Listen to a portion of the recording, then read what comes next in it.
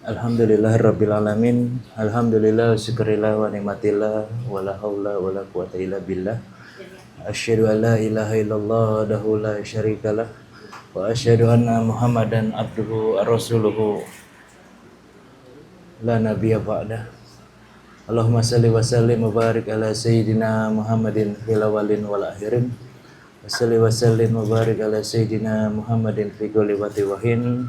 Salli wa sallim wa barik ala sayyidina Muhammadin fil mala'i ila yaumiddin. Subhanaka la ilma lana illa ma 'allamtana innaka antal alimul hakim. Rabbi shrah sadri wa yassir amri wahlul 'uqdatam min lisani yafqahu qawli. Ala ya'lamu man khalaqa wa latiful khabir. Kasyafna anka ghita'aka jarqiyul hadi amma ba'du. Bapak Ibu, saudara-saudari dan anak-anak yang dimuliakan oleh Allah Subhanahu wa taala. Pertama-tama marilah kita panjatkan syukur kepada Allah Subhanahu wa taala atas segala nikmat yang telah Allah berikan kepada kita, khusus nikmat Islam, iman, ihsan, khusus sehat afiat, sehingga kita masih bisa dikasih kesempatan untuk menghadiri pengajian malam Selasa yang bertempat dan bermanfaat penuh dengan keberkahan ini. Lalu kita berkirim salam dan salawat kepada Nabi besar Muhammad SAW. Semoga rahmatnya tercurah kepada beliau, khususnya kepada sahabat-sahabatnya yang agung, ahlul baitnya, wabil khusus umatnya sampai yaumil qiyamah. Amin ya rabbal alamin. Alhamdulillah ala kulli hal. Tak lupa juga kita berterima kasih wabil khusus kepada guru-guru kita, baik dulu guru-guru di sekolah maupun kita kuliah, dosen-dosen kita di kampus, wabil khusus guru-guru ngaji kita, baik di masjid, di mushola, di rumah, di toko, di langgar, baik yang masih hidup maupun yang sudah tiada. Semoga beliau-beliau yang mengajar dan kita yang belajar, Allah bukakan pintu maaf yang seluas-luasnya. Allah ampuni segala dosa kita, amal ibadah kita yang tidak seberapa. Semoga Allah Subhanahu wa taala menerima dan meridhoinya. Amin ya rabbal alamin. Alhamdulillah ala kulli hal. Pada malam hari ini kita masih melanjutkan pengajian kita tentang hikam yang sudah sampai pasal nomor berapa ya?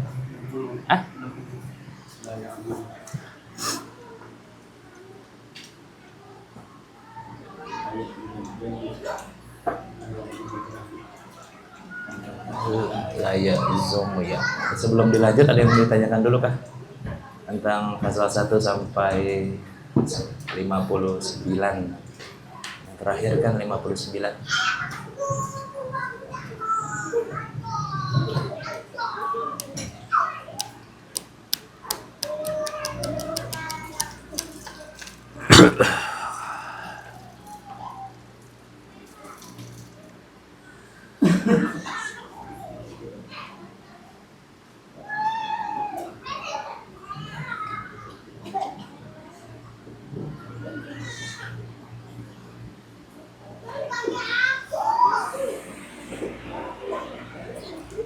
Gak ada.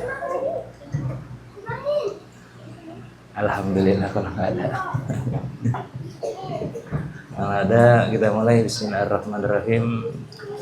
Al-hikmatu sitat minal hikamil athiyyah. Qala al-imam al-alama al-arif bila Syekh Ahmad Ibnu Athaillah Syekandari rahimahullahu ta'ala manafa'an nabi wa bi barakati wa bi ulumi wa bi asrari. Faqala syekh la yu'zamu zambi indaka azama tasudduka al-husni zanna billah. Janganlah sampai terasa bagimu besarnya suatu dosa hingga dosa itu merintangi engkau daripada berbaik sangka kepada Allah Subhanahu wa taala. La yu'zamu zambi indaka azamah.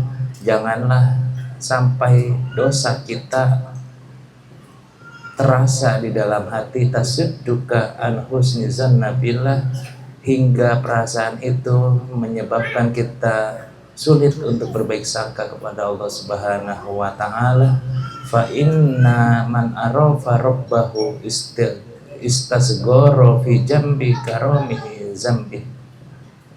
Sebab barang siapa fa inna man arafa rabbah, barang siapa yang benar-benar mengenal Allah Subhanahu wa taala, istasgoro fi jambi, dia akan menganggap kecil segala dosa-dosanya, karomihi zambihi, karena Allah Subhanahu wa taala yang luas akan kemurahannya.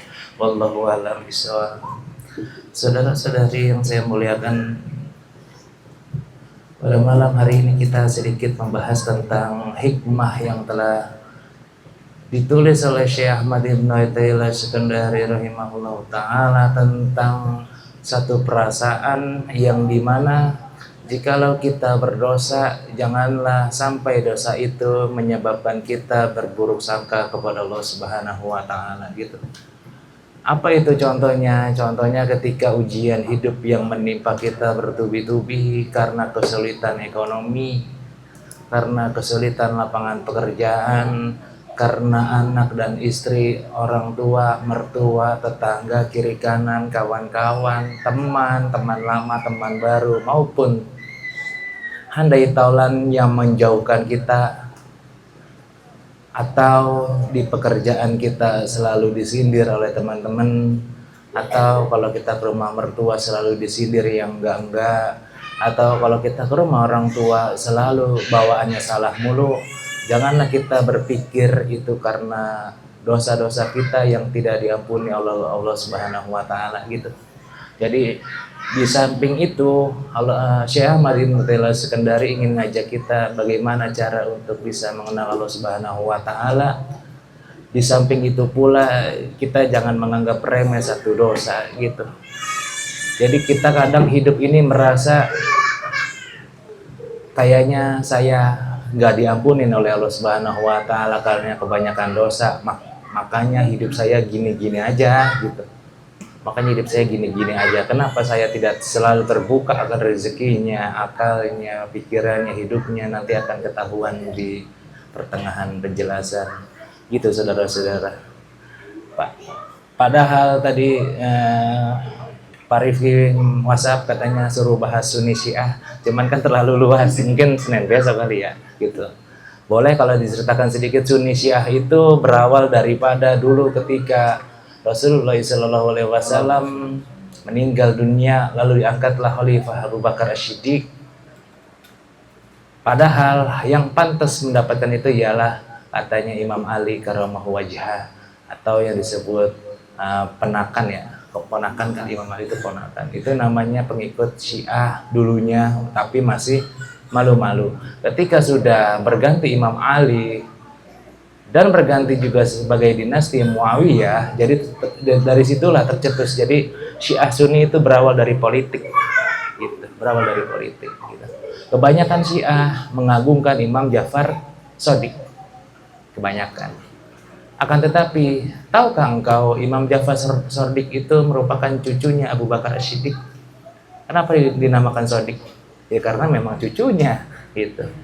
Jadi itu mungkin sebagai gambaran kita nanti akan belajar tentang Sunni Syiah di minggu depan mungkin ya gitu, di minggu depan. Dan juga kita jangan terlena dengan perang Iran melawan Israel gitu. Kalau kita seneng Iran membom Israel, sama juga kita seneng akan Syiah bangkit lagi kan gitu. Innalillahi wa gitu. Serba salah kan gitu. Diingat-ingat Pak, Iran nyerang Israel bukan atas dasar bela Palestina, itu karena dia diserang duluan, gitu. Jadi jangan terjebak propaganda ini kan gitu.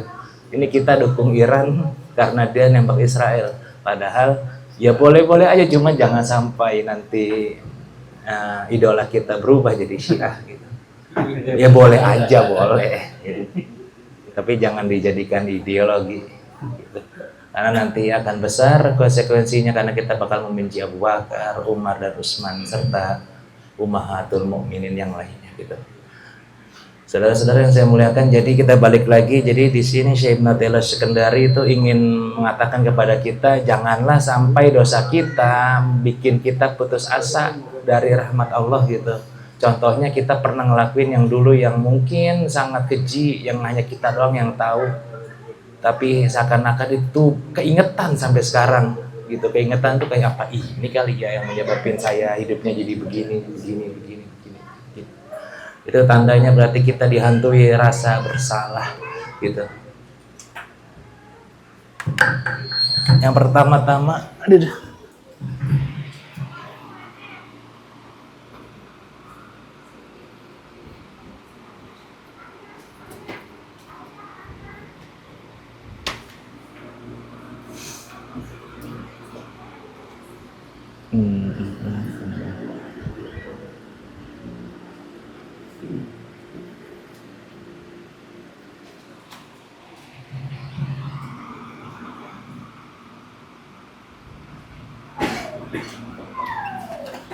yang pertama-tama ada namanya kaidah dulu gitu. Jangan sampai berkeyakinan gitu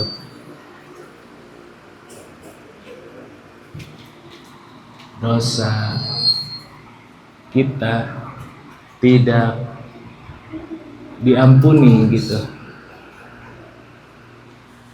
Yang pertama-tama jangan sampai kita berkeyakinan dosa kita tidak diampuni.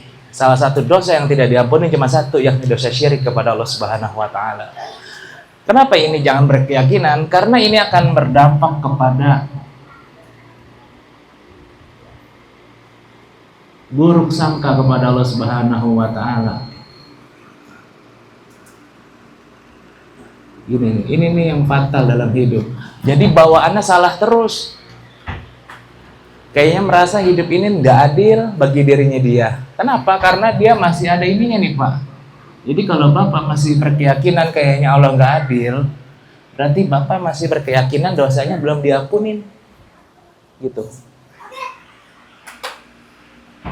Sebenarnya ini udah menjawab semuanya. Contohnya, kok hidup gue gini-gini amat ya? Ya berarti itu masih ada tuh di hatinya, merasa dosanya tidak diampunin. Gitu. Nanti juga ada hikmahnya, kenapa kita dikasih dosa? Gitu. Lalu apa musuh-musuh kita? Jadi musuh kita tuh ada di dalam kehidupan.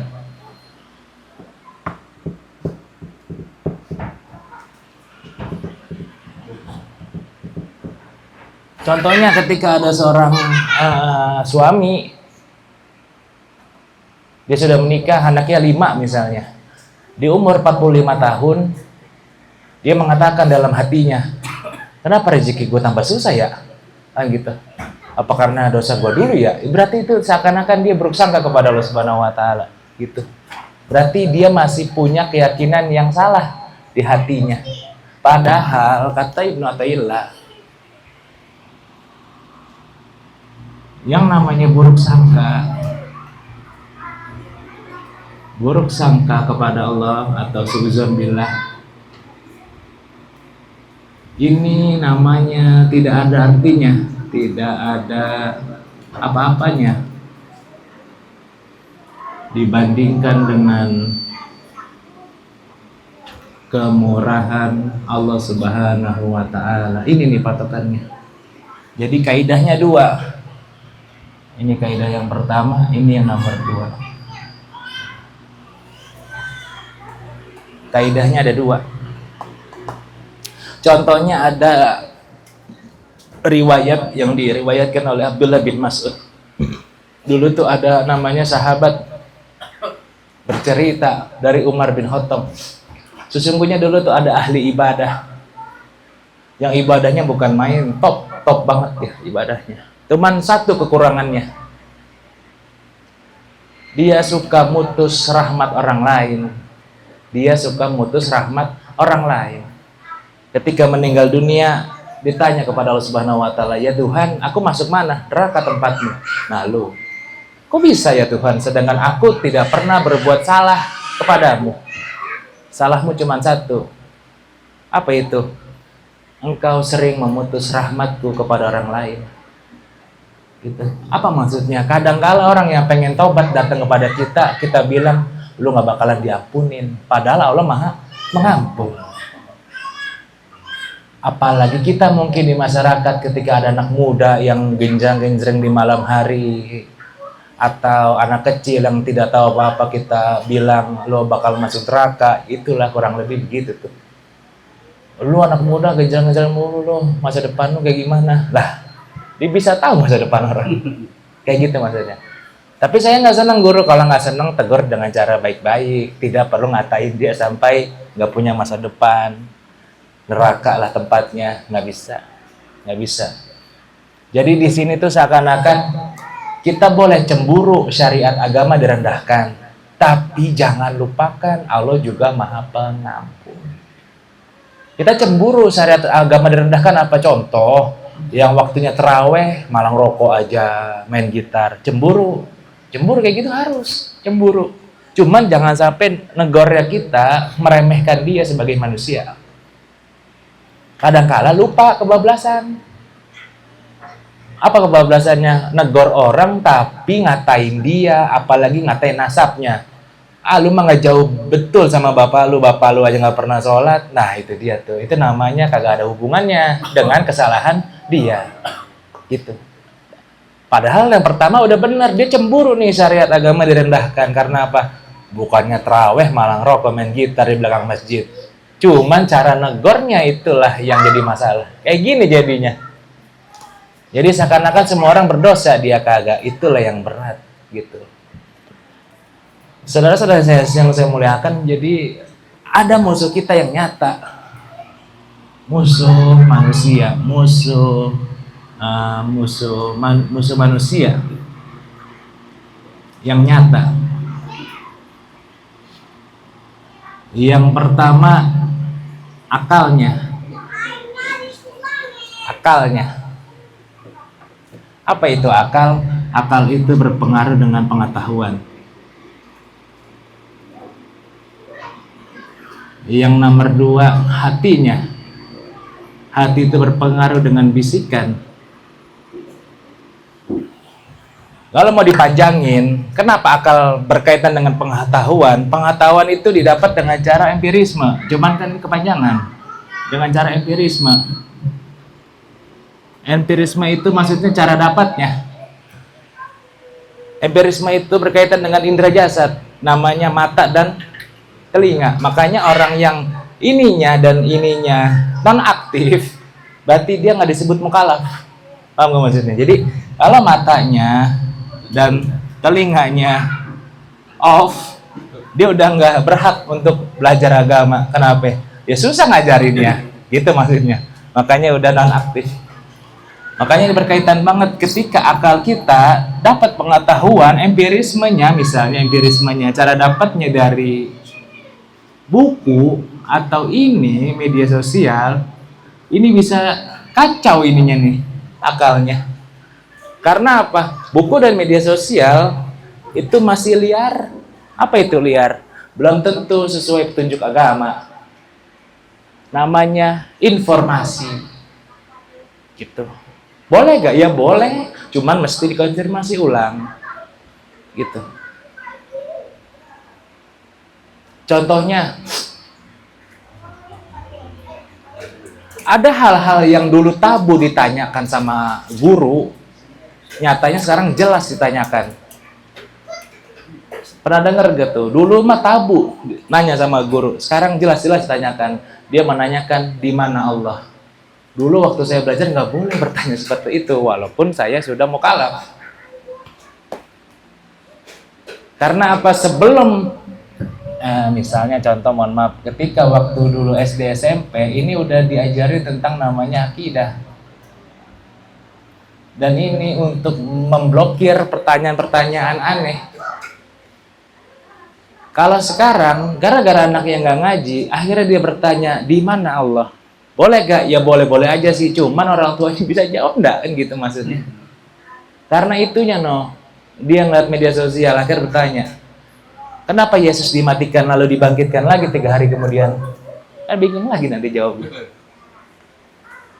Gitu. Atau dulu mungkin Pak Ahmad dah, atau Pak Niang, zaman dulu pernah ada orang nanya di mana Allah? Kan jarang ya? Jarang. Coba zaman sekarang. Kenapa bumi bisa diciptakan? Nah, lu bingung lagi. Aduh. Begitu kurang lebihnya. Jadi hati-hati cara mendapatkan ilmu kita dari buku, media sosial, atau dari tokoh agama. Misalnya kayak Walid, nanti itu jadi Walid lagi. Gitu maksudnya. Jadi ini sangat berpengaruh nih. Saya nggak bilang ini nggak bagus, cuman tolong diperhatikan. Misalnya ada yang dari tokoh agama dan lain-lain. Ini berpengaruh nih. Berpengaruh. Hati-hati. Contoh. Ini kaidah namanya. Dari mana? Dari mana ente Islam? Sama dengan pintu masuknya. Ini kaidah nih. Bahasa kitanya. Di fikih maksudnya. Dari mana ente kenal Islam? Dari pintu masuklah ente berislam. Kalau ininya keras. Ini pasti keras. Ini udah pasti. Itu kaidah yang jangan tolong dilupakan. Dari mana anak kita belajar mengaji, dari situlah pintu masuknya. Kalau guru-gurunya sering ngatain orang, dia pasti ngikutin. Gitu. Kalau gurunya sering bid'ahin orang, dia juga pasti bid'ahin orang. Ikutin jadinya.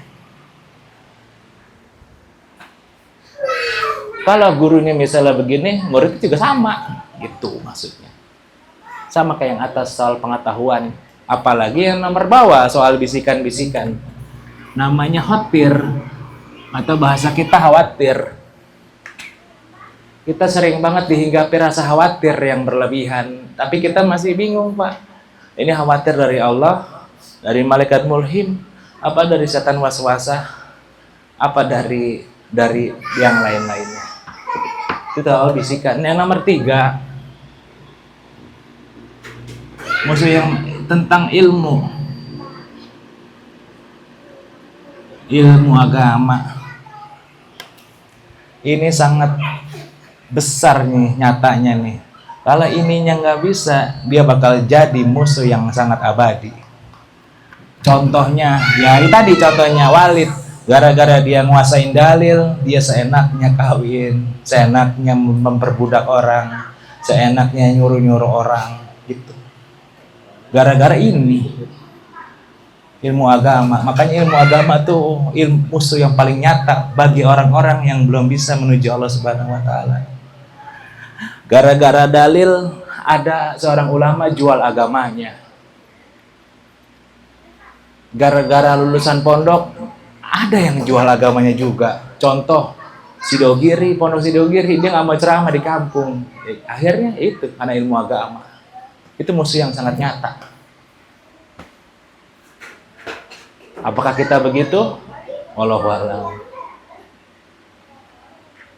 Kan kalau ini mah sunnah, ini mah wajib, gue mah yang wajib dulu. Itu namanya jual agama juga deh. Atau kita ada orang pakai gamis, dikatain kayak ondel-ondel, dibilang pakai batik katanya NKRI, belum tentu juga. Itu namanya ilmu agama. Kadangkala itu musuh yang nyata. Yang nomor 4, karunia Allah. Karunia Allah juga musuh yang sangat nyata buat kita. Dan inilah yang jarang disenggol oleh guru-guru lain. Apa maksudnya?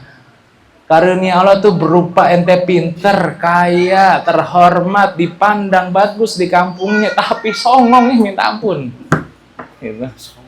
Sombong amat gitu. Nah, ini banyak orang nggak sadar. Ya, mentang-mentang anaknya kiai, dia mabok. Mana viral lagi di medsos. Cuma yang disebutin namanya. Ada namanya anak kiai Mojokerto. Gus siapa? Gus Fahmi masalah. Apa kita juga begini gara-gara kita ngaji sama Habib Umar misalnya di Yaman, pulang-pulang ke Indonesia songong? Enggak juga, Pak. Innalillahi. Itu padahal dia musuhnya sangat nyata itu. Gue mah nggak level nih Pak Ahmad ngomong sama lu, gue males gitu. Ini gitu dia contohnya. Bahkan mungkin kita sendiri Pak, ada orang belajar ngaji Quran kita ketawain.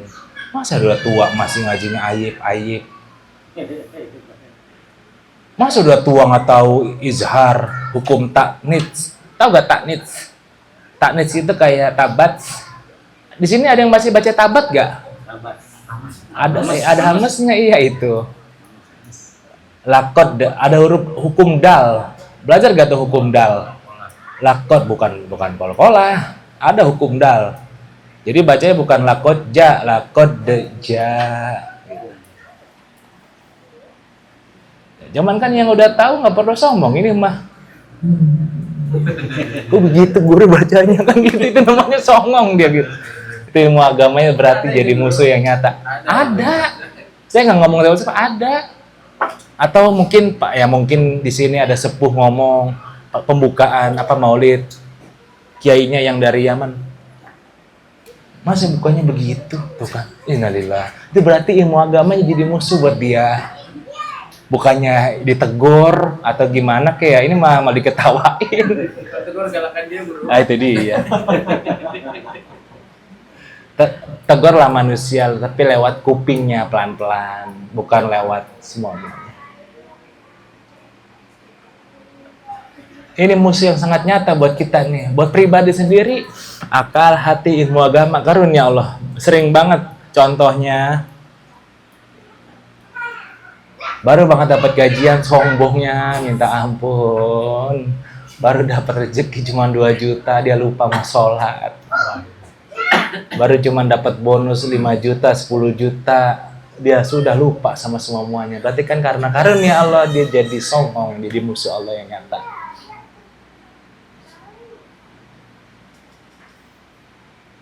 Gitu. Itu namanya musuh manusia yang sangat nyata yang sering dilupakan oleh orang lain.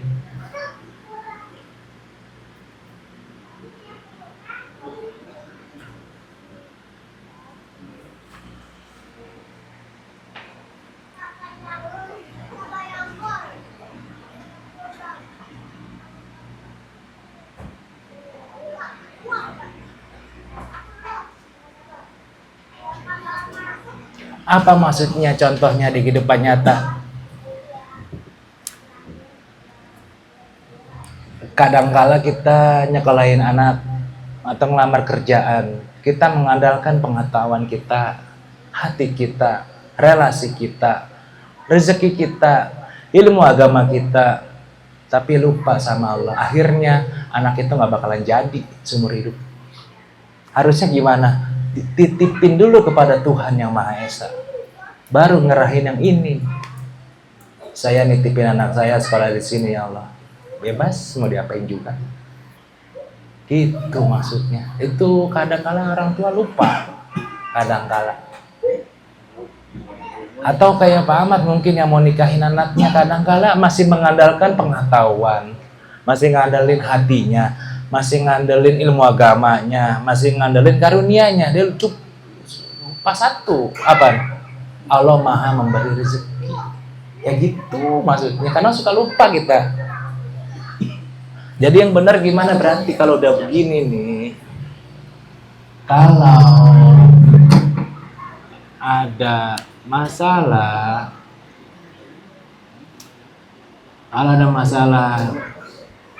yang pertama, serahin dulu kepada Allah Subhanahu wa Ta'ala. Yang kedua, titipin gitu.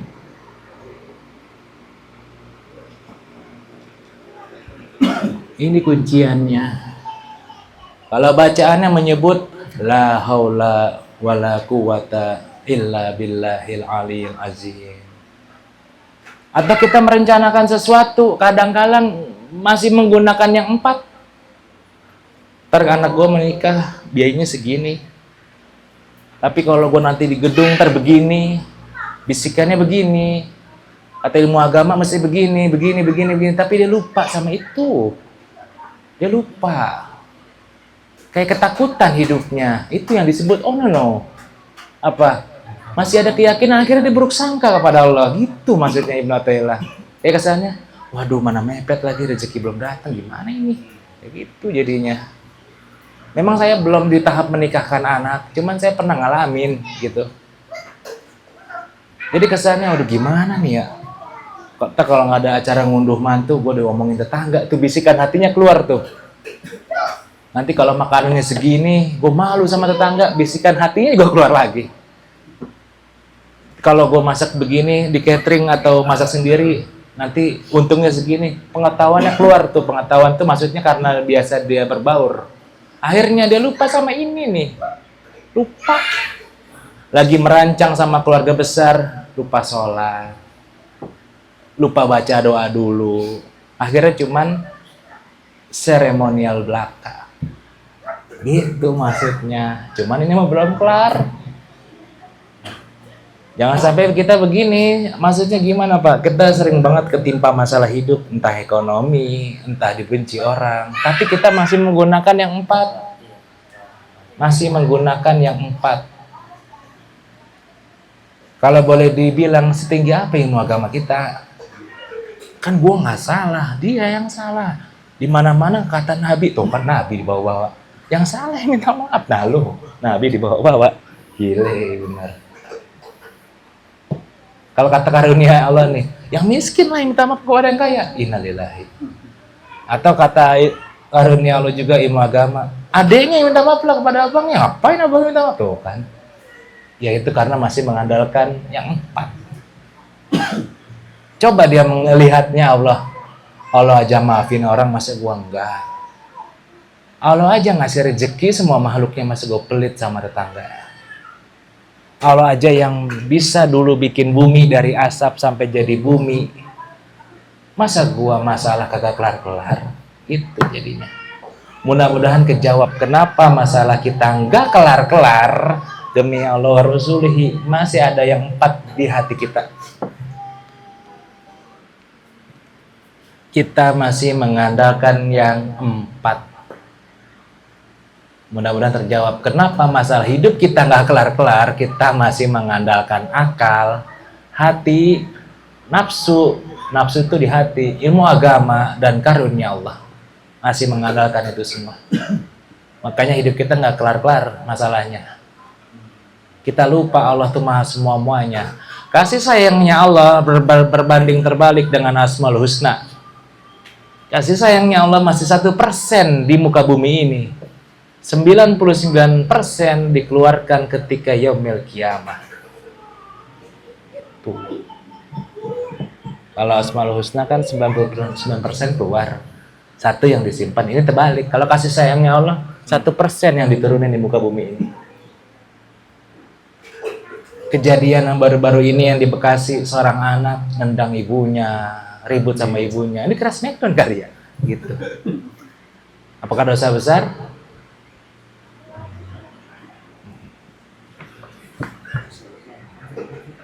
Dia melakukan dosa besar kepada ibunya, durhaka kepada Allah Subhanahu. Tapi karena kita ngaji ini, dia pasti diampunin kalau dia bertaubat. Jadi jangan sampai ente bilang dia nggak bakalan diampunin. Itu tandanya ente mutus rahmatnya dia. Kadangkala kita netizen keceplosan ngomongnya di media sosial. Anak begitu mah nggak bakalan diampunin seumur hidup. Ente Tuhan bisa tahu. Nggak bisa, jangan.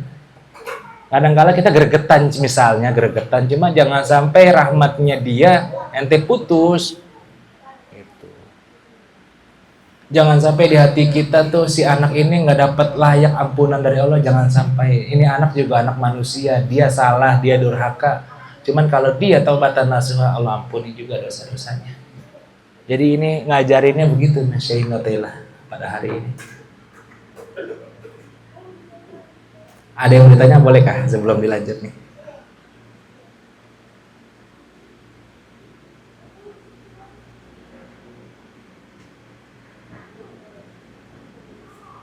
Kalau ada kita lanjut. Jadi menganggap dosa itu ada 2.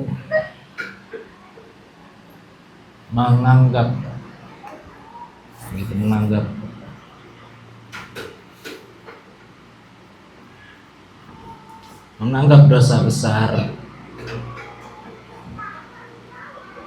atau kecil, kita berpikirannya 2. Yang pertama, dosa masa lalu.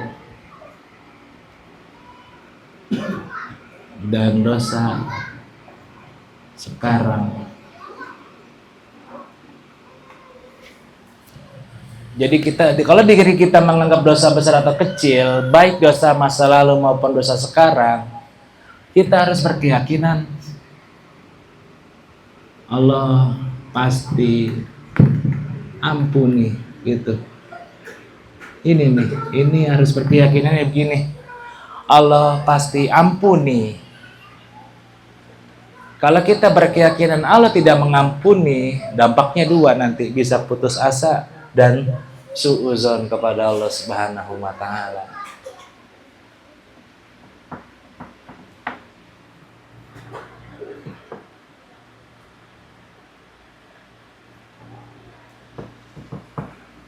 Dengan cara apa Allah mesti ngampunin? Riadohnya ya dia mesti taubat. Ini. Taubatnya ngapain Pak? Dua. Yang pertama menyesal. Yang kedua hijrah. Mesti dua dalam hidup kalau mau taubat. Menyesal, kenapa di pikirannya dia dulu? Kenapa gua dulu bisa mabok ya? Kenapa gua dulu bisa main perempuan? Kenapa gua dulu bisa bohongin istri? Bisa ribut sama orang tua? Bisa ribut sama mertua, bisa itu namanya mesal. Hijrahnya apa? Jangan diulangin, harus lebih. Yang tadinya dulu nggak sedekah, dia sedekah, itu namanya hijrah. Kalau nggak begini, nanti dampaknya dua, dia putus asa kepada Allah Subhanahu Wa Taala. Itu yang Allah nggak mau.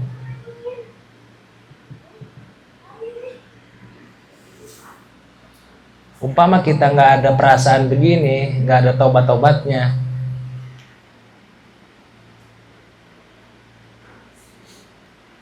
pasti kita berpikiran, alah gua sholat nggak sholat sama baik hidupnya, lah gitu maksudnya. Dia jadi putus asa kepada Allah Subhanahu Wa Taala.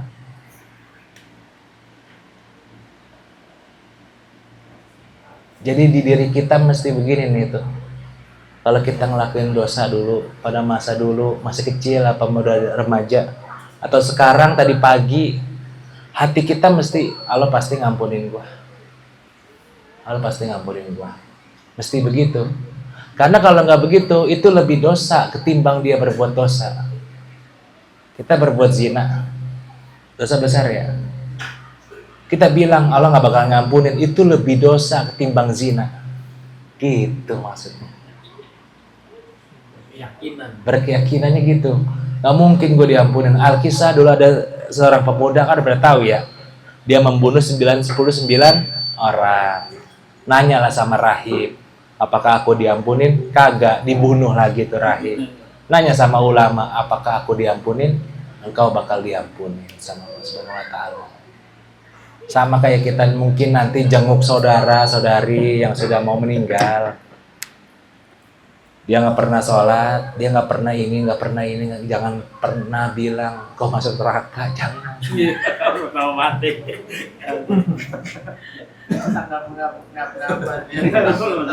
Kalau bisa bilang tobat po, tobat bang. Dia nggak ngomong tuh biasanya, bacanya apalah ilaha illallah itu aja. Ini mah mati neraka. Kok gitu sih Pok ngomongnya Pok? Nggak pernah sholat dari dulu. Jangan gitu kalau bisa. Kalau bisa jangan begitu. Kalau bisa gitu. Kadang-kadang kan kita begitu ya. Ngeliat orang nggak sholat, kayaknya hidupnya enak-enak aja. Jangan begitu, berarti kan ini berarti kita iri sama rezeki orang. Itu tandanya no. Akal kita dah. Dia nggak sholat kaya, gue begini-gini aja, ya begitu dah.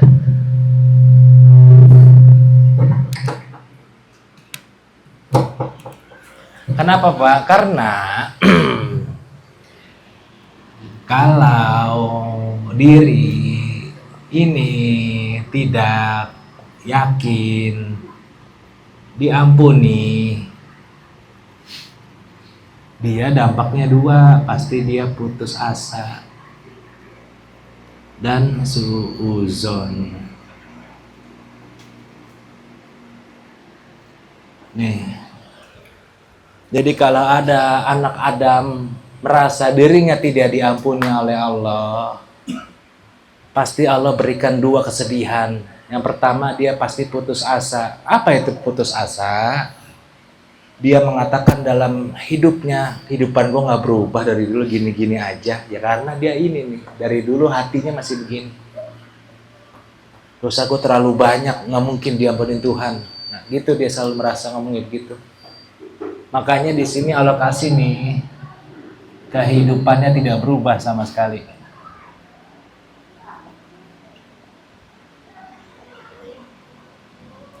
Yang ini amalnya pasti ditolak. Karena apa? Dia udah seujon duluan sama Tuhan. Dia pengen tobat, nggak bisa karena udah seujon duluan, makanya ditolak amalnya mentah-mentah. Makanya kalau bisa ini dihilangin nih kalau bisa. Karena kalau ininya belum hilang, langsung ke amalan nggak bisa Pak. Nggak bisa. Asal ditolak amalannya. Itu tuh, yang atas tuh. Karena dia masih berkeyakinan gue nggak diampunin. Begitu. Koreksi diri dah termasuk saya pribadi. Kok kehidupan saya gini-gini aja? Berarti ente putus asa. Putus asa. Karena merasa ente tuh paling nyesel, paling gila, paling ini. Karena seakan-akan hidup ente berat banget. Iya, playing victim bener. Kayak Netanyahu kan gitu. Bisa aja.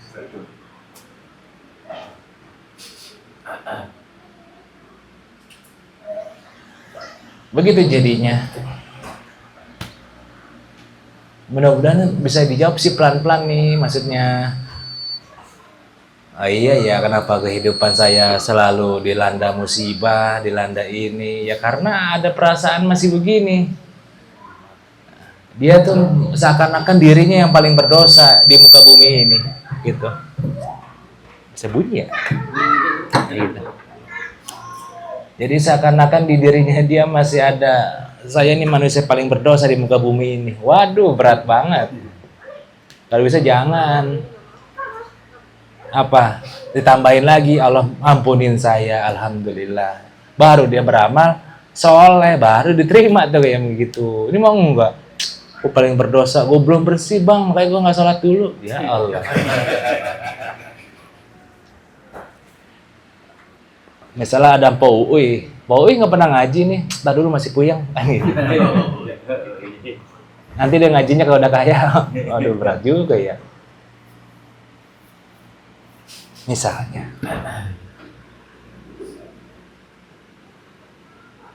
Ada yang mau ditanyakan kah? Nggak ada? Ya, sebelum di... Bukannya khauf dan roja itu harus seimbang ya, Bro? Dalam hal?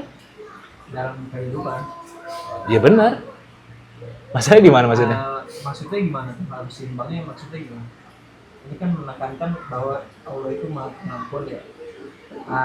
Sisi khaufnya itu kita harus gimana gitu? Sisi khaufnya, jangan sampai dosa itu mengakibatkan kita binasa di neraka di akhirat nanti gitu.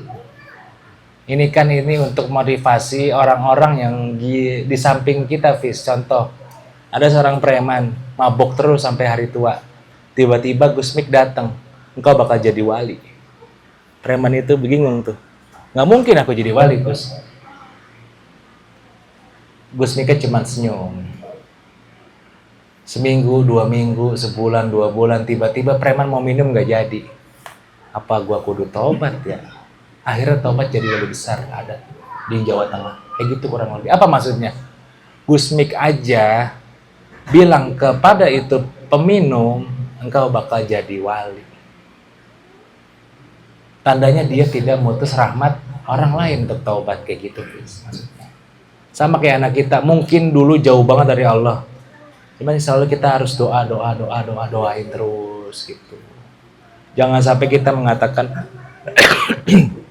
engkau anak durhaka, nggak bakalan kau diampunin. Waduh, berat banget. Gitu, kurang lebih. Poin terakhirnya, kenapa kita diberi dosa? kenapa Allah ngasih kita dosa? Cuma dua jawabnya. Yang pertama untuk taubat. Yang nomor dua, jauh dari ujub. Ini jawabannya nih. Makanya jangan sampai kita salah persepsi. Orang yang berdosa itu melahirkan taubatan nasuha yang sungguh-sungguh. Dan ini melahirkan ini juga nih. Coba orang manusia yang ada dosanya, sombongnya minta ampun.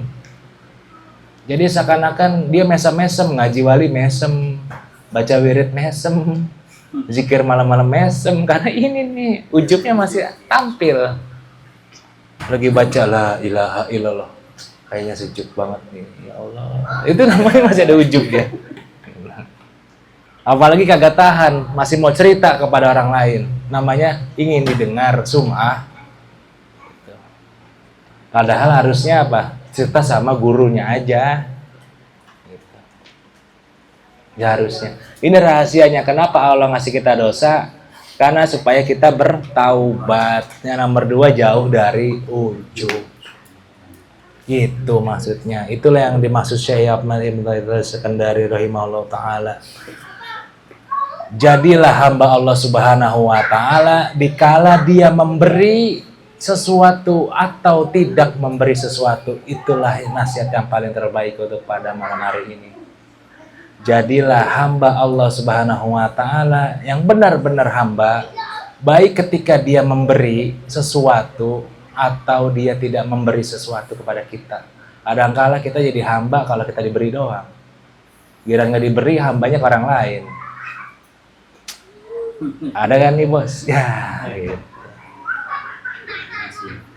Jadi dalam segala keadaan selalu mengucapkan la haula wala quwata illa billah. Ketika lagi berjanji jangan lupa mengucapkan insyaallah bihaulillah wa quwati. Ketika kita lagi mau kerja sering banget mengucapkan wa may tawakkal 'alallahi fahuwa hasbuh. Barang siapa yang menyerahkan diri urusannya kepada Allah, Allah pasti akan mencukupkan semuanya. Gitu. Wallahu a'lam bishawab. Segini dulu kalau mau ditanya boleh sebelum ditutup. Gitu. Iya. Karena manusia memiliki musuh yang nyata. Di situ kan selain Allah ya Guru. Apakah dalam artian di sini selain Allah itu bisa menjadi musuh? Bisa. Cuman kan ini konteksnya buat pribadi. Kayak setan. Setan itu kan eksternal jatuhnya. Setan. Ini yang sering banget menghinggapi kita nih. Contoh ya Mas Ardi, contoh. Ente dapat proyek bulan depan. Karena bulan apa nih? Juni. Berarti bulan Agustus kalau nggak Juli itu. Tiba-tiba datanglah satu masalah. Ya pasti ente ngandelin yang 4. Nggak mungkin yang lain. Begini, kalau ntar begini ya begini. Akhirnya ribut sama stafnya, sama bininya. Karena itu tadi tuh, yang 4 tadi. Dia lupa Allah yang mencukupkan semuanya, Allah yang berilmu, Allah yang mendengar, melihat. Apa? Dia lupa sholat dulu. Pertolongan manusia yang paling biasa itu sholat dulu, sholat. Wasta'inu bis-sabr was-sholat. Jadi kalau ada apa-apa, sholat dulu kalau bisa, baru ngerjain sesuatu gitu. Kadangkala itu dia dapat jawaban langsung dibahas, harusnya dapat jawaban pribadi. Kan kita tahu nih pribadi. Gua ngadu dulu sama Tuhan, gimana caranya? Udah 10 menit kelar, baru rapat sama stafnya gitu. Atau kita nih mau nikahin anak, kadangkala masih begini ribut lagi, nggak cocok, ribut lagi, nggak cocok, ribut lagi. Tapi sholatnya orang. Ini mah nggak nyindir, ngegesin. Bismillah. Bismillah bismintul gitu. Jangan bismillah bismintul dong. Pak Haji menjarum bentul apa tuh? Apaan? Bisa aja. Kalau ditanya Bismillah. Iya. Bismillah. Dapat duit? Alhamdulillah. Alhamdulillah. Kalau duitnya mau nggak habis-habis, bacalah Alhamdulillah, Masya Allah, la quwata illa billah. Kalau mau nggak habis-habis, dapat duit baca Alhamdulillah, Masya Allah, la quwata illa billah. Baru masukin ke kantong. Itu. Yang jajan ditahan. Ya. Yang lain belum dengar. Iya. Alhamdulillah, Masya Allah, la quwata illa billah. Itu doanya Nabi Musa ketika mendapatkan nikmat. Alhamdulillah, Masya Allah, la quwata illa billah. Alhamdulillah, Masya Allah, la quwata illa billah. Kalau duitnya mau nggak habis-habis. Kalau mau didatengin duit, belilah kendi dari tanah liat. Bacalah surat Al-Fatihah dan Al-Kausar 313 kali. Tiup, masukin duit. Cuman jangan ikuti. Gitu Pak Indra. Bismillah.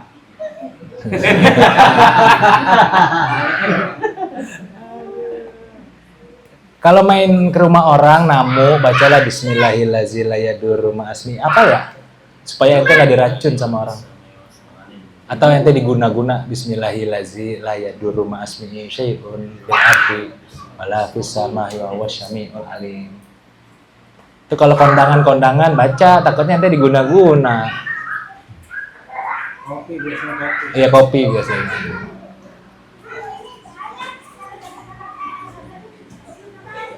Apalagi? Udah ya? Kalau indikator biasanya itu yang turun, apakah hidup kita lebih baik atau bisa ada yang turun gitu? Indikator biasanya. Itu tadi, no. Karunia Allah kan itu. Jadi karunia Allah tuh, hidup kita bukan tergantung kaya miskin, Mas, tapi tergantung iman. Al-imanu yazid wa la yanqus. Kadang iman itu naik dan turun. Jadi bukan tergantung karena karunia Tuhan, bukan. Contoh ya, pernahkah kita terpikir mungkin rezeki kita soal uang pas-pasan. Cuman Allah ganti soal kesehatan, anak yang sehat, tetangga yang nyaman, orang tua yang kagak berisik. Nah itu, mungkin. Kita memang hidup, contoh, apa ya, ngepas mulu deh. Mau besok mau bayaran anak sekolah, aduh gimana nih, tiba-tiba ada. Aduh gimana ini ada, cuman diganti dengan ini orang sehat mulu, pasal kayak Firaun. Misalnya 5 tahun kagak sakit-sakit, gitu loh. Anak kita sehat terus, biar rumah sakit mahal. BPJS diinjek-injek. Bener, ente pakai BPJS kesannya kayak diinjek-injek, aduh parah banget emang BPJS. Apalagi di puskes ya, ini mah buka-bukaan aja. Kalau pengen berobat pakai BPJS, jangan di puskesmas, diremehin. Kalau bisa di rumah sakit swasta, jangan di puskesmas atau RSUD, jangan pernah tuh berobat pakai BPJS. Ente bakal diinjek-injek, seakan-akan kita tuh, mohon maaf, kayak kagak bayar, kan kita bayar ya. Kayak gitu dah. Beneran nih, cuma ngasih tahu. Saya mau berobat, gue udah pakai BPJS. Ingat itu jangan dua, puskesmas, RSUD, puskesmas, RSUD, jangan sampai di situ dah. Dijutekin iya. Tapi kan nggak bahas askes, nggak dibahas ini mah asuransi. Kalau bisa. Kadang-kadang gitu Pak Rifki. Duit gua ngepas banget, gaji 2 juta ya. Tapi dia lupa ya, anaknya sehat terus sudah setahun. Dia lupa, dia sehat terus sudah setahun. Istrinya sehat terus sudah setahun, dia lupa tuh. Coba kalau sakit-sakitan. Iya. Muntah batuk gimana? Udah batuk muntah kan mahal biayanya. Atau pakai insulin. Insulin. Untuk insulin, nambah gula. Kan mahal. Satu obatnya berapa? Atau obat PA, kalau nggak minum obat jadi PA gitu. Ya nggak baik kok. Kadang lupa Bu, kadang gitu. Siapa sih yang nggak pengen finansial stabil, hidupnya slow living? Cuman kan harus ini dulu yang bisa. Kita hidupnya masih hard living lah. Dan finansial belum stabil. Kadang ada, banyak banget, sombong banget. Kalau udah kagak ada, baru udah dia ngilang lagi. Oh gitu deh kurang lebih. Ada lagi kah yang ditanyakan? Guru, Ya, apakah para nabi, para wali pernah mengalami terjebak sama pernah.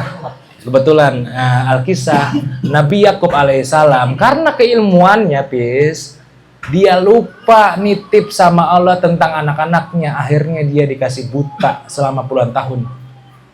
Ketika dia buta, dia dapat teguran daripada Allah. Bukankah aku Tuhanmu? Bukankah aku yang menyelamatkan anak-anakmu? Kenapa engkau tidak menitipkan anakmu padaku? Siapa anaknya? Bunyamin dan Yusuf. Akhirnya Nabi Yakub dikasih satu ilmu namanya ilmu penciuman. Jadi ketika Nabi Yusuf lewat, dia tahu ini Yusuf lewat. Kayak gitu, kurang lebih. Ada di Al-Quran juga ada dalilnya. Oke. kalau wali Allah? Wali Allah ya banyak. Wali Allah banyak. Ini Nabi dah, Nabi. Wali Allah banyak lah. Banyak. Ada lagi kah? Kalau tadi kan mungkin indikator dosa ya, bisa nggak kita sebagai orang awam tahu kalau taubat seseorang itu diterima atau enggaknya gitu? Misalnya kayak tadi guru bilang kan orang sakit, dia taubat juga nggak, dia taubat itu kita bisa tahu nggak taubatnya itu diterima atau enggak gitu? Atau bisa diampuni atau enggak? Taubat diterima atau tidak itu bukan urusan kita, itu urusan Allah Subhanahu wa taala. Cuman ini mah buat semuanya. Dalam pribadi mesti ada rasa itu tuh, menyesal dan mesti hijrah. Nanti apa ketahuannya dalam kehidupan sehari-hari yang dulunya mungkin sama orang maki-maki mulu, tiba-tiba di tahun berikutnya jadi diem aja. Namanya pribadinya berubah. Itu Bang Mahir. Kalau ente nanya indikator diterima atau enggak, saya nggak tahu tuh. Cuman tadi kehidupannya pasti berubah. Yang dulunya mungkin begini mulu nyender di pojokan tiang listrik pos ronda, tahun besok udah enggak. Kenapa? Udah nggak puyeng lagi. Gitu maksudnya. Tadi kan nyender bayar subuh. Ya pikiran kosong dompet kosong. Halo bingung juga. Dikasih tolak angin nggak mau dompet. Gitu Bang Mayo. Makanya itu tuh gara-gara kiai aja nggak tahu ya dia nggak boleh menjudge orang dong, kan gitu. Kiai aja nggak tahu ini tobat terima apa enggak. Ada lagi kah sebelum tutup? Amalan kaya udah tadi. Al-Kausar 313 sama Al-Fatihah gitu. Kalau kalimat segala sesuatu itu apa ya? Duit itu bukan segalanya, tapi segala sesuatu butuh uang, butuh duit. Itu gimana Guru? Kalimat itu. Segala sesuatunya butuh uang, tapi uang itu bukan segalanya. Benar, karena hidup itu perlu dunia. Iya dong, hidup itu perlu dunia, tapi dunia itu tergantung cara pandangnya masing-masing. Dia berpandangan dunia ini adalah ladangnya dia, makanya dia ingin kaya untuk bisa berbagi. Boleh, gitu. Dia ingin naik haji, dia ingin kaya supaya bisa ngajiin orang juga boleh. Gitu. Secara pandang aja. Obat cinta dunia baca la ilaha illallah. Apa? Yang penting nggak bukan hamba duit. Iya. Tapi kalau kita jadi hamba duit, ciri-cirinya dengar azan ini nggak sholat, itu hamba duit, itu kelihatan. Muhammad ada proyek nih, Allah Akbar, proyek berapa? 20 juta, dari sini lah, ada hamba duit tuh. Allah manggil, kalah sama duit. Innalillahi. Emang serba salah emang. Giliran ajan dapet tarikan gua. Giliran ajan ada aja yang ngajakin gua kerja. Tadi belum ajan dia begitu. Emang setan itu emang setan emang. Besok ada proyek nih. Besok kan gua ngaji, Bang. Ya mau ikut gak? Ya Allah gua dibentorin lagi. Duit ngaji ya, duit lagi. Menang. Gitu amat. Pak Eko pusing. Takut begini-gini pusing nih.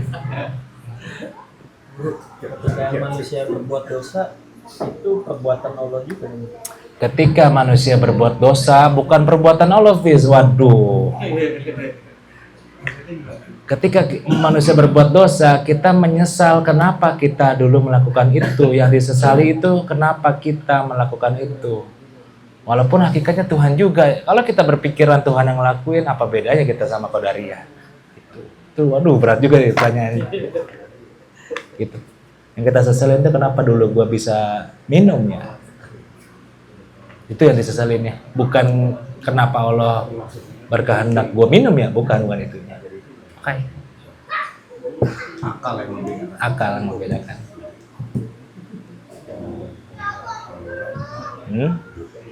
Iya, mama tuh ngomongin kita doang karena Allah kita mabuk. Jangan dong.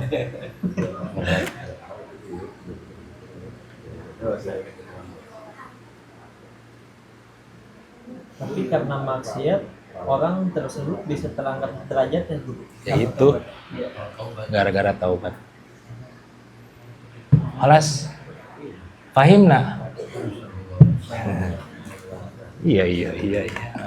Nanya balik nih kalau enggak.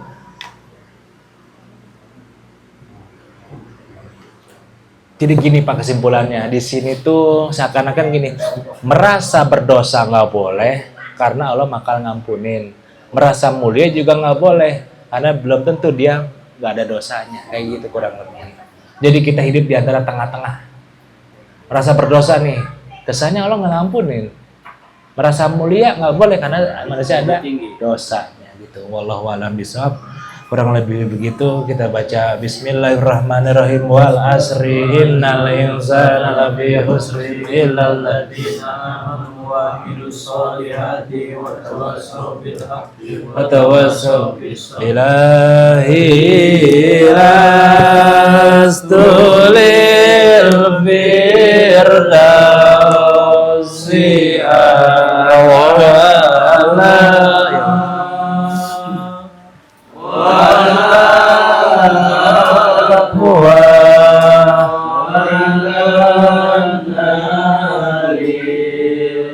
Jahimi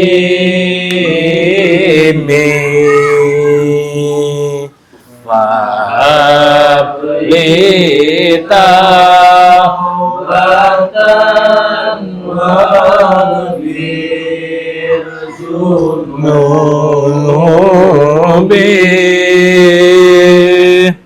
fa innaka ghafirun zambi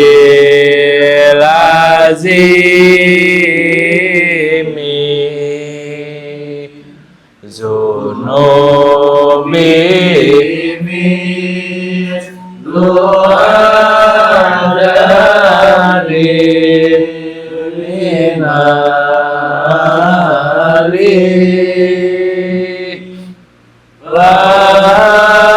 beli taubatan ya zal jalali. Alhamdulillah ghafuri lil abdi zil kururi wal farati fil umuri wa hamaqatil huburi wa salatullah dawama wa salamuhu tamama ala mayyaji imama wali anbiya itama wa alal alil kirami wa sahbikan nujumi fi qudwatil marami il urbi wal ajami ya rabbana tarafna bi annana tarafna wa innana asrafna wa ala lazo asrafna fatub alaina taubah tarsilu kulla haubah waskur lana wa'urati wa aminir rawati waghfir li walidina rabbi wa mauludina wal ahli wal ikhwani wasairil hilani wa kul izi mahabba au jiratin au sohba wal muslimina ajma amin rabbi asma fadallahu wajuda manna sabik lisabi minna bil mustafa rasuli Noza bi kulli suli Sallallahu wa salam Rabbi Alaihi adal habib Wa alihi wa sahbihi Idada tosi sulbi Walhamdulillahi Fil badri wa tanahi Subhanallah walhamdulillah Wa la ilaha illallah Wallahu akbar Subhanallah walhamdulillah Wa la ilaha illallah Wallahu akbar Subhanallah walhamdulillah Wa la ilaha illallah Wallahu akbar Wa la hawla wa la quwwata illa billahil aliyyil azim Sallallahu ala Muhammad Sallallahu alaihi wasallam Sallallahu ala Muhammad Ya Rabbi Salli Allahumma sholli wa sallim wa barik